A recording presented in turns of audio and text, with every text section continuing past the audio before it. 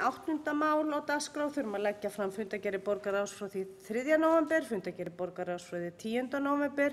Við þurfum að bera upp 3 liði úr borgarráði og berum þá upp 22. lið sem viðauki af fjárhagsáætlun 2016 vegna veitinga stofnframlaga. Þeir sem samþykkja það gefi merki. Einhver á móti. Það samþykkt með 9 greiddum atkvæðum. Við þurfum að bera upp 23. lið sem kaup á byggingarrétti við Hverfisgötu 41. Þeir sem samþykkja það gefi merki. Einhver á móti. Það samþykkt með 9 greiddum atkvæðum.